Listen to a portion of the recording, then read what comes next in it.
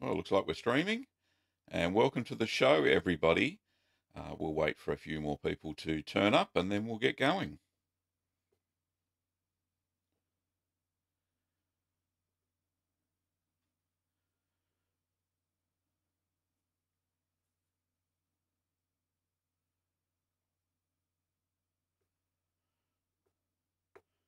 So hopefully the moderator, my lovely wife Kim, is on the line there somewhere. Say hello, Kim.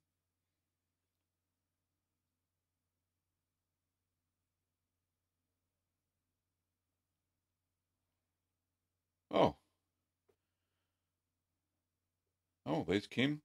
Welcome. And Geordie, I'm not sure if I pronounced that correctly, but hopefully that's right.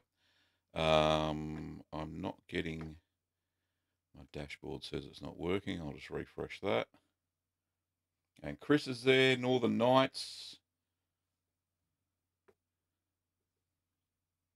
There we go, lovely. And yep, now my dashboard says it's actually working. Says the stream health's not that good though. Bad output low. Not receiving enough video to maintain smooth streaming.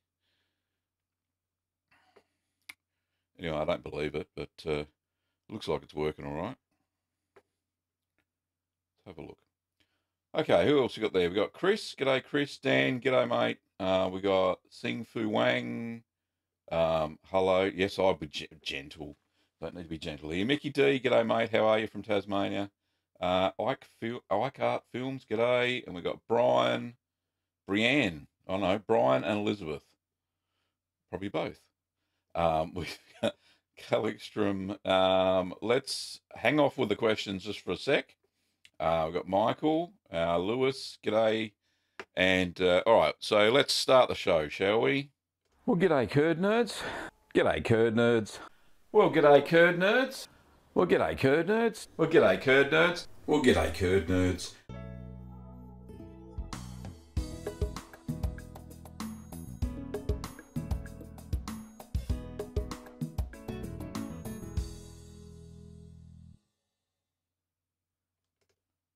Right, and I'm back. Hopefully the lag's not too bad there. Can somebody give me an audio check before we get going? And whether I'm lip synced, I hope. Kim, how do you see it from your end, love?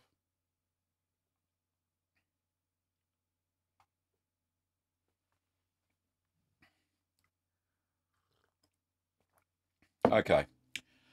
All right, got a few things I want to share today. I've been making a wonderful cheese, and I've dubbed it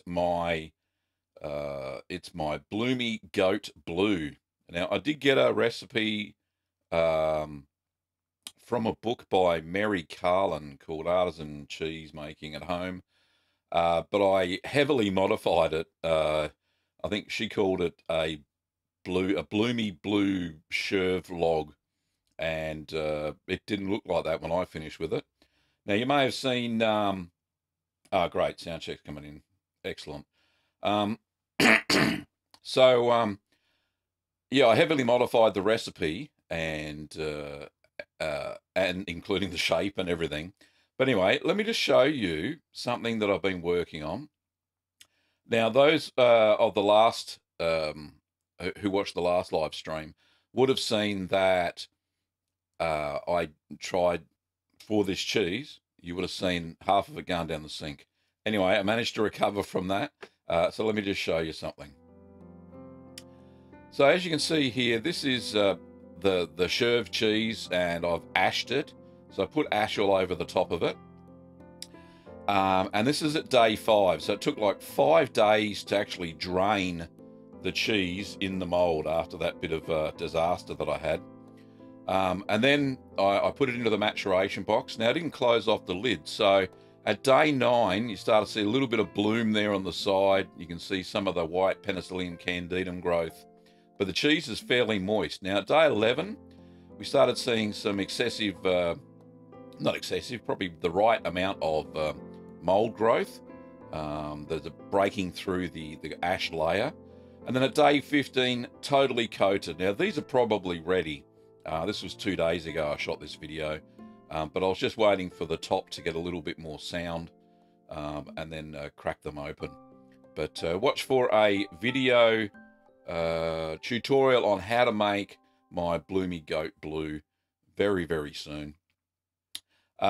So there we have it. So that's just a little sneak peek at a video that will be released in 2 weeks' time. So this weekend, the cheese that I'm putting up is a taste test for Piora, which is an Alpine cheese from Switzerland, the Italian-influenced part of Switzerland, and it turned out very nice. So you'll see that as well. Hopefully you enjoyed the Gruyere video, the taste test video that I put up last weekend, and it was a very, very nice cheese. Anyway, so let's get on with the questions. Let's just have a look at what we've got. One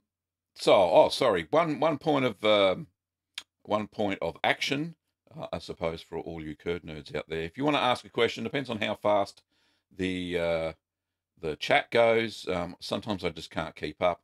So if you have a look down there, there's a little $, which means super chat, and you can I think it's for as little as $2. Ask a question. It sits up the top, big and bold, and then I'll see it. Or if you want to donate during the show, just like those who have been on Twitch, you'll see that you can make a donation that way as well. Anyway, so we'll move along. So first question, if I can find one.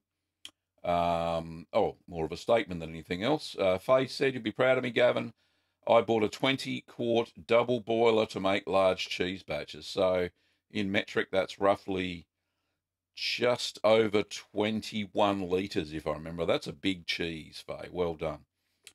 What is the best cheese for grilled cheese? Well, there's many schools of thought on that one. Evian. Good old cheddar, or a really sharp cheddar, is very nice as a grilled cheese sandwich. As is Gouda is another really good one. And a little bit of provolone mixed in with the cheddar actually gives it a bit of a boost. So that's a good one. Matt has said, "I've watched many of your videos and I'm really keen on making my own. What cheese would you recommend as a beginner?" I would recommend that you start off with something really simple like ricotta. Now, I have made an Ask a Cheeseman special episode on the beginner cheeses that you can make without a cheese fridge. So hopefully Kim will get to that and link through that, so you'll be able to see that, Matt. And that lists all the cheeses from simplest to more difficult, and you don't need a cheese fridge to make them. So that's a good start. Okay, so Rudy Luca. Oh, I'm sorry, I can't say that. What's the difference in effect is there between vegetable rennet and non-vegetable rennet? Can I use vegetarian rennet in all cheese recipes instead of traditional one? Yes, you can, because that's what I do. Technically there's no difference. The enzyme that coagulates the milk is called chymosin. It is present in both. Animal rennet tends to degrade quicker than vegetarian rennet or microbial rennet, which is the other form. They have a shelf life of over 12 months. I've been using the same, well, not the same rennet bottle, but I've been using vegetarian rennet or microbial rennet way past its best before date and never have any issues at all. But I keep it in the fridge. Coleman said, "Have you ever made Appenzella? Would you consider making it?" Yes, it's an Alpine cheese, pretty easy to make. Give it a go. Okay, so what's the best blue cheese you have made? Well, I'm quite partial to Stilton Tetman. It is a very delicious cheese. Kim can probably put up the link to the Stilton video. Very easy to make. A little bit of mucking around during maturation, just to make sure that the blue mold doesn't get away from you too much. And another great blue cheese is a little recipe that I invented myself called Petite Blue. which is a lovely little cheese in the shape of about the same shape as a camembert, but it's a blue cheese nonetheless. Okay. Michael has asked, have you ever smoked a cheese such as smoked Gouda? How would you do that? Cold smoking is the best. I have made a smoke flavored Gouda, and there's a video for that as well. I don't know if Kim's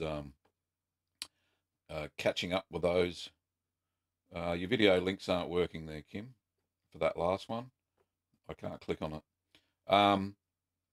So yeah, I made I got some liquid smoke from the smoke shop, for want of a better word, the barbecue shop, and yeah, that was really good as well. So I just added that in. You can see that. And where is Gouda originally from? It's from the Netherlands. David, can I make a big Parmesan by doing 2 batches, joining and mixing together one strain? Yes, you can do that. No problems at all. If you haven't got a big enough pot, or you've got 2 smaller pots side by side, grab the batches. Once you get down to the draining part, mix the curds together, put it in a bigger mold and press it, and it'll turn out fine. So the problem with Parmesan is that it's made with fat-reduced milk. So about 2% fat content is what you need in your milk for making Parmesan. Hopefully that answers your question, David. A video on Epois in the near future? Probably not. It's very smelly. Kim probably wouldn't hack the smell on the cheese cave. Can you do a video on errors in technique? Like what a sloppy break looks like, what happens when the milk doesn't ripen, other issues that may arise during cheese making. Yeah, can do. Problem is I'd have to muck up a whole batch to do it. I don't like losing that much milk. But I'm sure I've got some footage, some raw footage somewhere where that has happened, and see what happens. But there is a great video that I've made previously called When Cheese Fails, and you can check that out. And that has a lot of failures and why they failed. So hopefully Kim can put that in there. I'm getting quite behind here. Right, so what I'm up to. Pole d'Or. I made Forme d'Ambert, and after 2 weeks, the cheese has had some cavities under the rind when pressing. The rind is not broken, but it feels dryish. What is the cause? Should I be concerned? Probably not. Forme d'Ambert doesn't like being wet, particularly. Dry is okay. You'll get a lot of blue mold growth, Penicillium roqueforti. That will happen, and it shouldn't be too much of an issue. Dryish is okay. It's not that bad. Being too wet is when blue cheese tends to grow Brevibacterium linens, which is the red mold, which you associate with Munster and Limburger, those sort of cheeses that have that really smelly odor, but do taste fantastic. G'day, good for Saul from Winnipeg, Canada. Thank you very much. What are the most obvious differences between homemade cheese and store-made cheese? Thanks for the question, Sarcastic Ham Sandwich. Look, technically, there's probably no difference, but when it comes down to flavour, remember you're using the best quality ingredients that you can get when you make home cheese, or you try to anyway. I noticed the other day I was trying an ash-coated brie that I got from the supermarket, and both Kim and I mentioned after we ate a piece of it that it was lacking in flavour. There was no flavour to it. It just tasted very bland. And normally that sort of cheese has a really strong flavour in the paste part, not so much the rind and the ash, which you can eat. That's what you do. But yeah, very, very unusual. Anyway, so I find that home cheese has a lot of flavour, especially when you mature it abstract like I do. But yeah. Can I make Limburger? No. It's too smelly. Probably tastes fantastic, but we'll go from there. Sing Fu Wang says, my local cow farm has 300 cows and makes its own milk, cheese, and butter. While the milk is old-fashioned good, the cheese is very dull, flat in taste. Raw tasty. Why? Probably because it depends on how they make the cheese. If they're not using starter cultures and they're just using the raw milk, sometimes that doesn't have the full flavour, full acidic flavour that you would normally get from the sort of cheeses where we add direct vat inoculated starter cultures. So that could be some of the issue. Pretty hard to tell, certainly not at the dairy. Hello, can you reply to my hello? Yes. Hello, Hirokoroi. The Rabbit Slayer is back. Hello from St. Charles in Missouri. Simon says, how long do you think cheese-racked camembert will last in the fridge before becoming overripe? Look, most of the ones you get from the supermarket are really young anyway. They develop in the wrapper. But if you've made it yourself, by the time it gets to about the 4-week mark, it's certainly ready to consume. Sometimes a little bit before that. Depends if you can't keep the temperature of the cheese down in the cheese cave. Look, you're just going to have to test it. It's the best way. Usually when it gets to about 8 weeks, it's usually fairly overripe, and there are some ammonia smells and that sort of stuff. So anyway, James says, I'm awesome. Thank you very much, James. And how you give us real life info for all us non-pros. Hey, I'm not a pro either. I'm just a home cheese maker that's had a bit of experience. So, foolish one. Hi, Gav. I noticed a few culture vendors put, Fruden chili globule with Fruden. Oh, I can't even say that. I wanted to use each separately. Have you experienced? I haven't even seen those cultures before. The Fruden Reki Shamani sounds like an off strain of propionic Shamani, but no, I haven't heard of those cultures before. Never used them. So sorry, I don't have any experience in that. Faye, what is the most difficult cheese you've ever made? I would say provolone. You can go and check out my provolone video. I'm sure Kim's got a link there somewhere. She's busily getting links everywhere. What's my opinion on fruit in cheese? Wensleydale dry cranberries. Very nice. Oh, look, I don't mind adding fruit, herbs, spices to cheeses. Wensleydale is quite exceptional by itself. I don't know why a lot of people, manufacturers, put in fruit. Maybe it's to disguise their very ordinary flavoured cheese. Anyway, Kim, some great links there. Thank you very much. Faye says, I'm in the Netherlands and it's funny because English-speaking people can't pronounce Gouda when I explain it's actually said. Yeah, it's Gouda. I think it's that's pronounced like that. Anyway, questions. Where are we? The rabbit slug. Kim didn't notice at the start of the show. I did last week, or did I do something wrong that you know of? Didn't notice. I'll let Kim answer that one. Can you make drunken cow cheese? Yes, I actually have. And if you want a recipe for drunken cow cheese, then pop over to littlegreenworkshops.com.au and go to the book section, and there's a recipe in Keep Calm and Make Cheese, either the ebook or the paperback version. But I will be making it a video of it soon. How can you prevent thermophilic culture cheese from sticking to the cheesecloth? I don't tend to have an issue with it. If the cheesecloth has to be moist, so before you pour your curds into the cheesecloth before pressing, make sure that the cheesecloth is wet. That prevents sticking. I know that for a fact, because what happens is the cheesecloth tends to draw out moisture from the surface of the cheese, and it tends to stick to the cloth. I remember experiencing that way back in the day when I first started. But I always boil my cheesecloths, take them out of the pot with all my sanitized utensils, put the cheesecloth into the colander, and just let it sit there in a bowl. So it's steaming hot. So by the time I get to it, it's still moist, and then I'll spread it out over the colander and then drain my curds through that. So that works really well.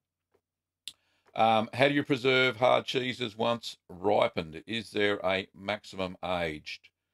No, not really. They don't go off. They just get better with age. So not too much of a problem.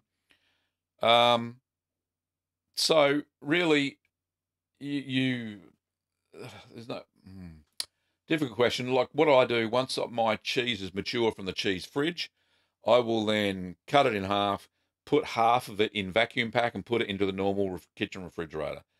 And look, it could be up to 2 years before I get to that cheese again. It'll have exceptional flavour and no real issues whatsoever. Thanks for your question, Mick. Do you add wine or any other flavour to your cheese? Yeah, well, in the case of drunken cow cheese, yes, you do. You actually you brine it and then you put it in wine, red wine, to give it a colour, and a lot of the flavour of the wine seeps into the cheese. It is exceptional. Other flavourings, yeah, I've done quite a few videos with chili in them, peppercorns, all that sort of stuff, so that's pretty good. The chat's getting away from me here. Mark Vidiano, hi Gavin, my curds are breaking up to be really small, enough to go through cheesecloth. They seem okay, cut fine, but don't clump together well. Any thoughts? Yeah, not enough rennet. Definitely sounds. Check the IMCU of your rennet. In my recipes, I use 200 IMCU. You can use 240. It'll work, no problems at all. Some recipes, some books will state what the IMCU of the rennet they make for the recipe. So check that to see if your rennet, because it doesn't sound like it's setting properly, and maybe not enough calcium chloride. Calcium chloride amount has to equal the rennet amount. However, if the rennet isn't strong enough, it's not going to set your curds. So that sounds like some of the issues. And also, when you drain your curds, if they're very delicate, you may just have to ladle them into the cheesecloth. I tend to do that with the softer cheeses like goat's cheese and cheeses like halloumi and stuff like that, and fresh cheeses. So don't pour them straight through the cheesecloth. It smashes the structure of the curd. Ladle them gently in. That always works. Where are we up to? Any ideas of what you can put in a Wensleydale? As in dried fruit, Arthur? Yes. Dried apricots tend to be very nice. Any dried berries, they're lovely. So that seems to be fine. No problems at all. How do you get more blue in the cheese? Well, oxygen. Oxygen makes the blue cheese, or the Penicillium Roqueforti, it makes it grow fast. And an increased temperature above 10 degrees Celsius also makes it grow fast. So you've got to pierce holes into your blue cheese after about the 5-day mark, when you just see the Penicillium Roqueforti start to bloom on the outside, just a little bit. You'll see little bits of it. Perfect time to pierce, because you know there's some growth going on. Pierce it with a probe. I usually use the thermometer, the long probe thermometer with the dial on the end. You've seen in many cheese making videos. My chest is catching up with me. But yeah, use that, pierce it all the way through, sideways as well, and the top and bottom, all over. As many holes as you can get in it without it falling apart. And you'll get a lot of blue growth in there. So hopefully that hurts. Tone, how are you? G'day, curd nerds. What's the most cheese you've eaten in one sitting? Well, I'm not a piglet, so I don't eat that much cheese in one sitting. On a typical cheese platter, we'll put probably 3, maybe 4 small pieces of cheese, and I usually share that between Kim, myself, and whoever else is visiting. So you only get a little bit, probably 200 grams max would be a big sitting for cheese. You don't want to eat too much. Everything in moderation, curd nerds. What else? Hello from Egypt. Hello, Salma. I want to know how to save cheese without the cheese cave. Yes, Kim's put a video link somewhere. You may have to scroll back in the chat. And that was beginner's cheeses without a cheese cave. Hello, Tone from Norway. Genuine Frost, cheese takes a while to make. I'd like to sell cheeses where I am in the Czech Republic. How do I make enough money from cheese if they take weeks? You've got to make lots of them. Any good cheesemaker, artisan cheesemaker will say that to keep up with supply, keep up with demand, you need to increase your supply. That's how you're going to make enough money. You're going to make lots of them in big batches. That's how they do it. And I don't sell my cheese, by the way. Many people do ask in the chat, do I sell my cheese? I don't. I'm not licensed. I'm a home cheese maker, just making videos for other home cheese makers. Okay. I'm going to have to skip ahead. Where are we? I can't. Where are we?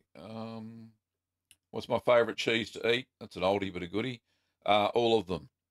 I like all the characteristics of all cheeses in some shape or form. I really don't have a favourite anymore because I've made so many now. I've such a diverse palate, I suppose, for cheese that every cheese I eat, unless it's terrible and it tastes bitter or there's something wrong with it, then I don't have any issues.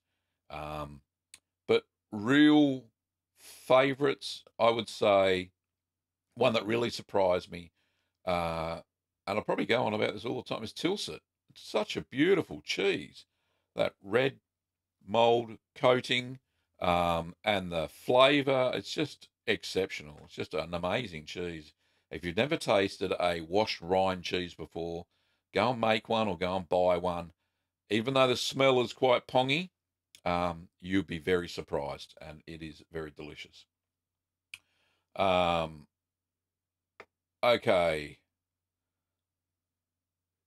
Right, I foolish one. Yeah, Propionic bacterium subspecies Shimani. Yes, it is. It's Shimani.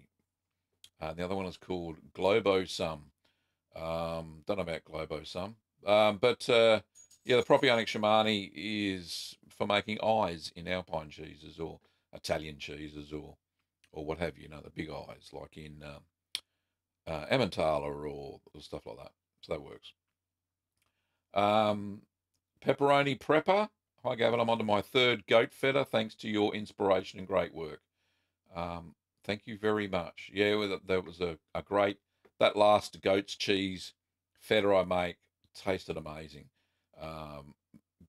Good or better than what I've tasted some of the store-bought ones, which is good. Faye says I pronounced Gouda almost right, or Gouda. What do you think of using disposable cheesecloths, and how do you How do you clean your cheesecloths? Very simply, I loathe disposable cheesecloths because for home cheese making, you're trying to cut down the costs as much as you can, right? So I would I use cotton, so tight weave and loose weave cheesecloths. And basically what I do is I rinse them under the tap once I've finished with them, just to get any cheesy bits off them. I throw them into my front loader on the front loader washing machine on the quickest wash possible on cold with no detergent whatsoever.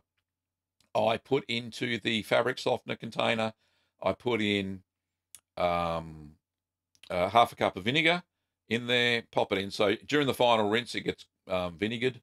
So most of the bacteria is killed, and then just hang them up to dry in the sun if you can. It kills even more bacteria.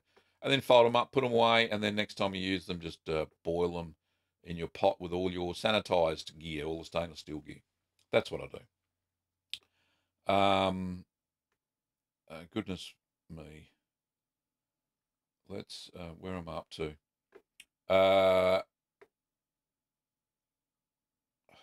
Sorry. What? Oh, right. So genuine frost. I got carried away. What would happen if you put the entire curd mass before cutting out of the pot do you think it would still continue cheese make? Right. I don't understand. What would happen if you pull the entire curd mass before cutting out of the pot? It wouldn't hold its shape. It's not strong enough. Nothing would happen. It would just turn to slop. Sarcastic ham sandwich. What is the difference in taste between raw cheese, meaning made several days ago, and a mature cheese? Sorry, a new cheese, not raw cheese, and a mature. Well, the flavors have more time to develop. The fresh cheeses don't have too much acidic flavor. It's the maturing process which the dead bacteria, after there's too much lactic acid build up, they die off. All the lactic bacteria die off, and they start converting the fats into lipids. I think that's how you pronounce it. And that increases the flavour of the cheese. So flavour obviously improves with the cheese. The Wabbit Slayer said, I made my first quick mozzarella over the weekend, added a little garlic. Everybody loved it and begging for more. Thank you, Gavin. Thank you, Rabbit Slayer. Appreciate it, mate. Where are we up to? Can you put in too much rennet? Yes, you can, Mark. If you put in too much rennet, you don't experience very much whey loss during stirring, stuff like that, and you'll find that at the end your cheese will be too moist. Alternatively, sometimes you can then the curd will be bitter once, the cheese will be bitter once it's matured if you put too much rennet in. There's a few things that can happen, so try and stick to the right amount. And if it hasn't set at the time period, leave it for another 10-15 minutes. That's what I do. Sometimes I don't always show that on camera when I make the cheese making video tutorials. But if you don't get a clean break and it's a little bit sloppy to start with at the time that I usually specify, your rennet strength may be stronger or weaker. So leave it another 10-15 minutes. If it started to set, it'll set more. So just check it that way. Okay. We got some Dutch people talking Dutch. That's great. Danny, hi Danny. Good to see you again. Try Philly, and it was good. I found the center of the cheese was cheddar, but the outside was creamier. What's the reason for this? Because it's it's only 3 weeks. So the longer you leave the kefili, the more it ripens and goes harder. But normally it's the opposite way around. So you've got a thick rind, usually because of the salt that you put all over kefili, and the paste in the middle is quite creamy. So don't know what's going on there. Lusa, hey Gavin, can you make grana padano at home? I'm a bit of a noob, only got into cheese recently. Then you'd be a baby curd nerd, not a noob. There's no noobs in cheese making. Yeah, look, that's very similar to the process they use to make Parmigiano Reggiano. I think that's how you pronounce it. Very similar. They use a little bit of higher fat content. It's known as the poor man's Parmesan. I think I'm going to remake my Parmesan video, I think in the next couple of weekends. And we'll see how that goes. I'm going to make a double batch, make it bigger. The one I made before was smaller, drier. I wasn't too impressed with it. It was probably one of it's the second cheese I ever made a video for. So, yeah, I'll make that. It's very similar. So, it's more of a style of cheese, those Parmesan styles. Okay, Edgar says, how long do I have to put into hot water to make good mozzarella? Because I made one and it got really little, too little. Look, putting it in the hot water shouldn't decrease its size. There's obviously something wrong with the curd structure. You don't say if you're making quick mozzarella or traditional mozzarella. Certainly my mozzarella didn't decrease in size when I made it. The curd structure was right, the pH was right, it was ready to stretch. I find that the pH is not, if the pH is too high and it's not ready to stretch, you'll start losing a lot of fat and you'll see the water or the liquid start to go really creamy, and then you're losing curd mass. Yes, cheese is life, MJ. I agree. Um, uh, I foolish one. Thanks for the info. I've been learning a lot about cultures and molds. Very interesting how Shimani works with Helveticus. Reading a science paper on it. Fascinating. Yeah, it is. When you dive into the microbiology of cheese making, you get stuck there for ages reading all the cool stuff about it. Okay. I was wondering if you've had any experience making Cardo, a Spanish goat's milk washed rind cheese with thistle in it. My goodness, no, it's a bit outside my scope here. I got my hands on a bunch of bull thistle and want to have a go, but I have no info. Um, there's a great blog by a friend over in Canada called Ian Trower. It's called Much to Do About Cheese. Yeah, Much to Do About Cheese. And he's actually ran it using cardoon thistle. So you should be able to get some info off of his blog. Now Kim might be able to put the link in, I'm not too sure. Mickey D says, you said you would not band your next cheddar in cloth. Would you wax, vac pack, or use the coconut oil? Mickey, look, next time I think I'd simply wax it. But remember, if I want to age it for 12 months, sometimes mold sneaks in under the wax. So vac packing is probably your best bet. Probably won't have as much flavour as waxing. It'll probably tend to be moister than drier. But I would think waxing, no issues at all. I've done it with many other cheeses. Haven't had too much trouble. Okay. Blanksy, I've heard making yogurt is similar to making cheese. Have you thought about trying your hand at it? Well, I've actually got a couple of yogurt videos on the channel, Blanksy. So there's one for tangy yogurt. You can check that out. Kim will put the link up.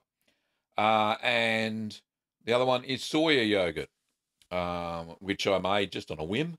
And that turned out quite well as well because I wanted to, stock some of the cultures I hadn't tried in our shop, and I thought, well, I'll give it a go. And so I have made some yogurt videos. Very simple to make, so easy, it's criminal.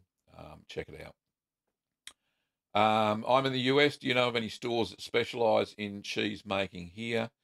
Yeah, there's quite a few. You only have to Google search them. One of the better ones is New England Cheese Making Supply. However, we do ship to the US from our store, and if you're only buying cultures and stuff like that, then the shipping is reasonable. But if you're buying cheese press, it's even more reasonable because the cheese presses I've seen in the US are very expensive. Ours sells for, I think it's about 99, maybe $100 Australian, which is about $80 US, and the shipping's not that expensive. So the price of the press and the shipping is cheaper than presses you can buy over there. Anyway, check out littlegreenworkshops.com.au. Thanks for that link, Kim, for Ian's blog. Okay, what have we got? I made this. Hi, Gavin. I've made a couple of fresh cheeses. Would like to try an aged cheese, but I'm afraid of harmful contamination. How can I tell if there's something growing that will hurt me and my family? Okay, you shouldn't be scared. If you're using pasteurized milk, chances are there aren't going to be anything growing in your cheese other than the bacteria that you introduce into it yourself. If you've sanitized everything at the start of your cheese making session, there's a very, very slim chance that you'll get an infection. The only thing that is growing on your cheese that would be bad is black mold. So black mold is also known as cat whiskers because it grows these really long filaments. That actually, when it grows, it releases a toxin into the cheese. However, you can cut off, I think it's about around an inch around that mold growth, and the cheese will actually still be fine because the high acidity of matured cheeses tends to kill off the mold anyway. So, look, you've seen me eat so many different cheeses with so many funky molds on them. It's just, they're lovely. I'm not dead. I'm still alive. And I make cheese all the time. Anyway, Don't be scared of that. I made this. It's wonderful. Do you use maturation boxes for all your cheeses? Um, only Mick. Only when I'm trying to make a natural rind, like the Gruyere that you saw. If it's a cheddar type or style, usually from England, I'll tend to vac pack it or wax it. So cheddars, the double Gloucester, that sort of stuff. It's only if I'm making a natural rind, or if it's a mold ripened cheese like a blue cheese, or um, like you saw in the video before, the Bloomy Goat blue. So that's only the only time I use maturation boxes. And if I've got say a blue cheese and a mold ripened cheese, I tend to keep them in maturation boxes because I want to keep the humidity up, and I don't want cross contamination. You don't want the cross homogenation happening. Don't want any of that. Okay. Peyton says you should make pizza cheese out of a choice of three or homemade cheeses. Oh, you should. Which ones would you choose? Obviously, mozzarella is one of the most pizza cheeses, and oh, what else? Mozzarella. I would put some cheddar and maybe some slivers of provolone, or really fine slices of parmesan on top of your pizza. And I tell you what, it really does bring out some amazing flavors. Uh, the parmesan doesn't necessarily melt, but the flavour is just great. How do I get a license to sell cheese? You've got to look up your country's dairy regulations. There are a lot of hoops to go through if you're going to sell commercial cheese. Some countries don't care, most do, because badly made cheese can get contaminants if you don't sanitize and all that sort of stuff. That was from Genuine Frost. Faye said, my concern with cleaning cheesecloths in my washing machine is cat hair. Okay. Would boiling in a pot be a good alternative? I currently use disposable because of the hygiene concern. Lots of cheesemakers reuse their cheesecloths, and there's no hygiene. You could boil it. So just wash all the gunk off if there is any. Under a running tap, and then you can boil it if you wish. Sometimes soaking them in vinegar. I used to soak them in vinegar if they were particularly had stuff stuck on them for some cheeses that didn't turn out quite right. Soak them in vinegar. That always helps as well. And then you could boil them and you wouldn't have any problems, Faye. Okay, could you make some tutorials on creamy cheeses? Like which? So yeah, let me know. Where are we? Creamy cheeses. Yes, well I've made Cherv, which is a creamy goat's cheese. I've made cream cheese from cow's milk. That is particularly creamy. Not too sure, sarcastic ham sandwich, where you're going with that and which cheeses you mean. Some more Dutch there. That's fine. We've got, I've got some calf rennet, 280 IMCU, 0.75 to 1.25 mils per 10 litres. But twice now the brake has been slushy. Extra time didn't seem to make a difference. Do you think the rennet's old? Could be. That rennet strength seems fine, and so do the doses. So 1.25 mils is half a teaspoon, which is quite a lot. Yeah, I think I'd get some different rennet personally. I foolish one.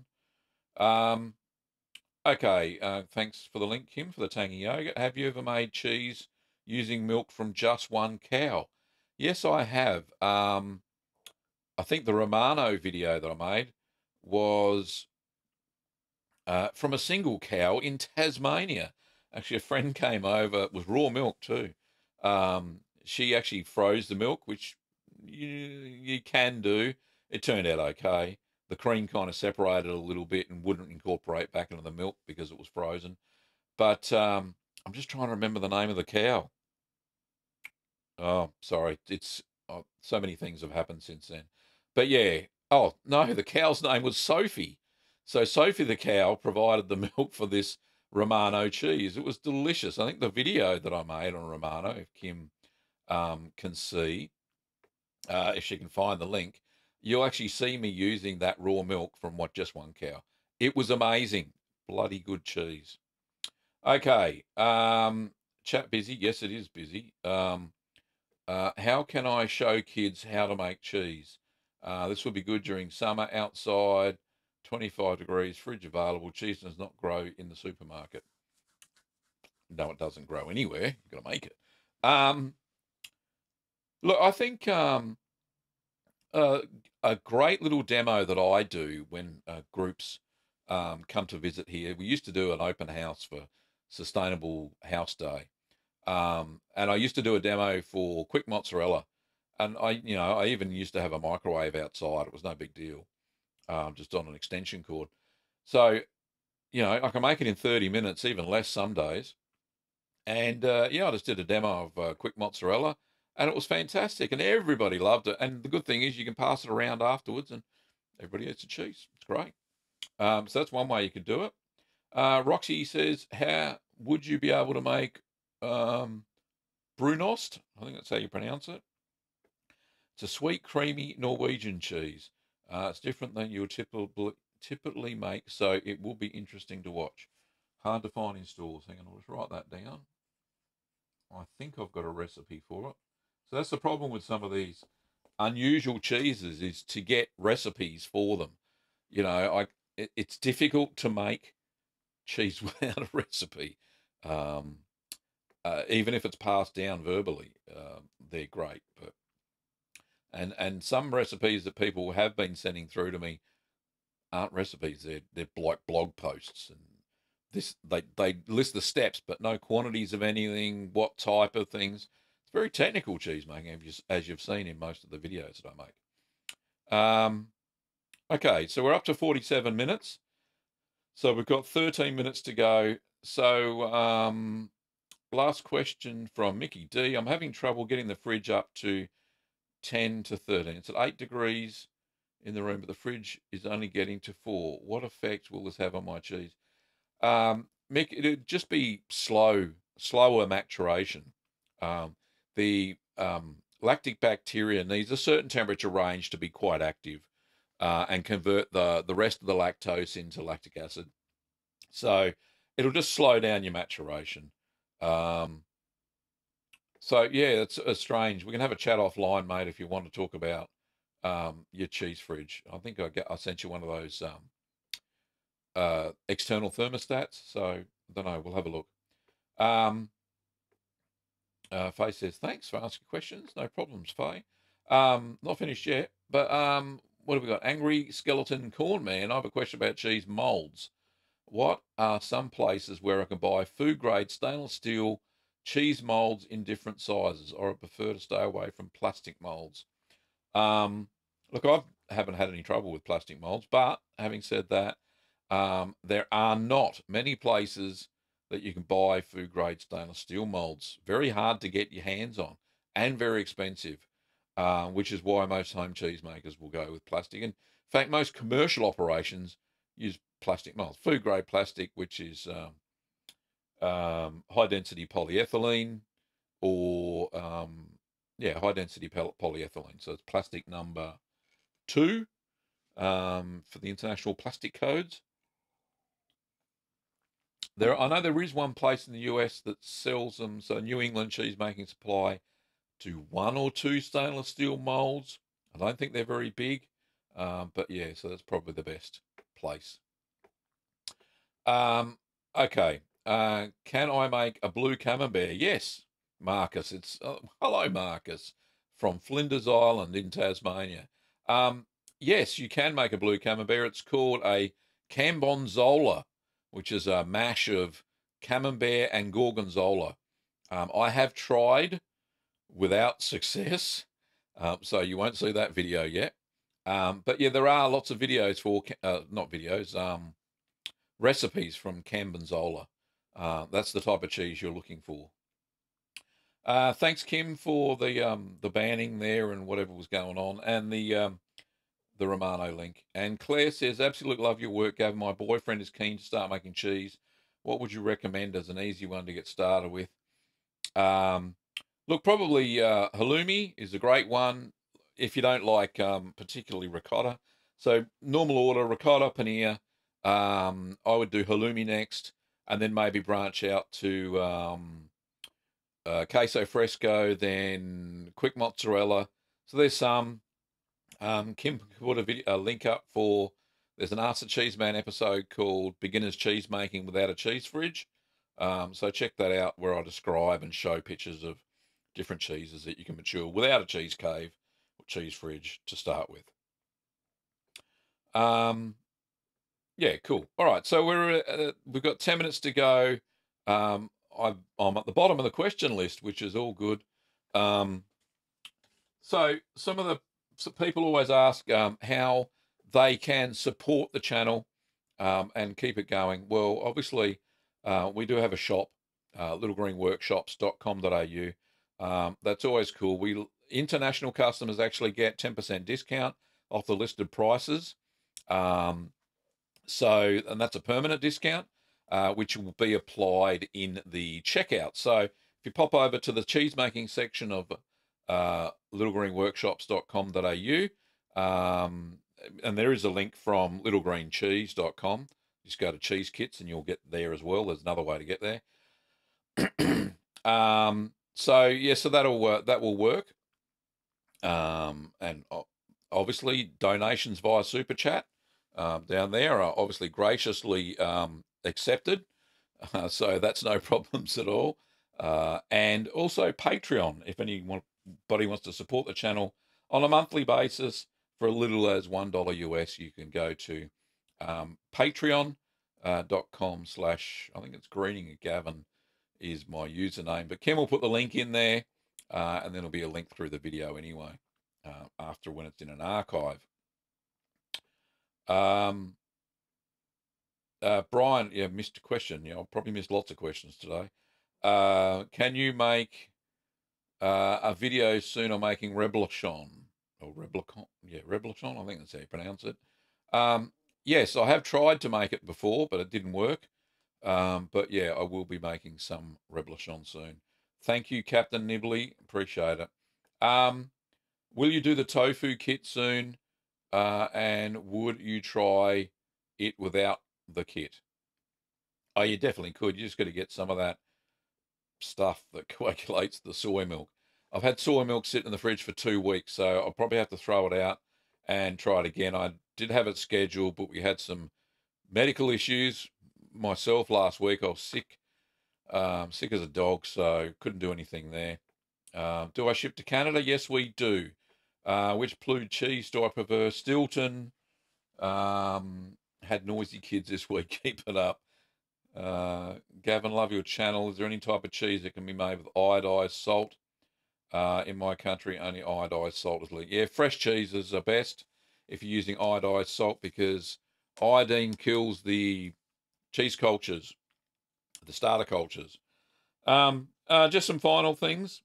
And Kim, I don't know if you put up the Patreon link yet, but yeah, Patreon, like I said, monthly basis. And you can stop and start anytime you like. I don't mind. It just helps me with the equipment. Drew, thank you very much. Appreciate it, mate. You are an amazing guy. I actually work with young Drew there, and he's one of my biggest fans. He hasn't broken my ankles yet to ask me to make another cheese, but yeah, no, he's a great guy. Cheers, mate.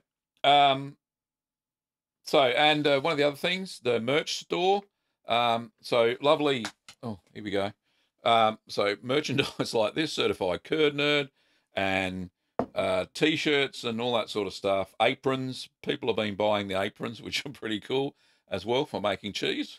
They've got certified curd nerd on them as well. So that's pretty cool. And a few, last but not least, I do a podcast, which I must apologise that I haven't done an episode since April because I've been focusing on the YouTube channel. So There is a podcast with 64 episodes. If you go to littlegreencheese.com, down there, sorry, wrong finger, littlegreencheese.com/podcast, and you'll see all the podcast episodes. Don't forget that you can subscribe there via iTunes as well, or any other podcasting application on your phone. We will start wrapping up. That's all I've got for this week. Like I said, the video on Sunday morning, my time, is going to be the Piora taste test. I've already got that scheduled and racked up in YouTube, so that'll pop up then. The next video after that, fingers crossed, of course, will be the Bloomy Goat Blue. So check that out. There's some upcoming ones. Now, there won't be a show tonight. Normally I do an Australian version. Last time, there was only like 5 people, so you can't run a show without all these questions being fired at me, unfortunately. So we had to postpone it. So we'll do another one next. So we'll do a Wednesday morning show like this one, same time. And then next Wednesday, we may do a nighttime show. I'll let people know via the Facebooks and stuff like that. So if you want to get news in between, unfortunately, YouTube doesn't have that facility. So go to facebook.com/littlegreencheese and just give that a like. And my Twitter stream is twitter.com/lgreencheese. So pop that over there and you'll see what's going on. Anyway, thanks for watching, Curd Nerds, and we will see you next week for another great episode of Ask the Cheeseman. Thanks for watching, and we'll see you next time. Well, g'day, Curd Nerds. G'day, Curd Nerds. Well, g'day, Curd Nerds. Well, g'day, Curd Nerds. Well, g'day, Curd Nerds. Well, g'day, Curd Nerds.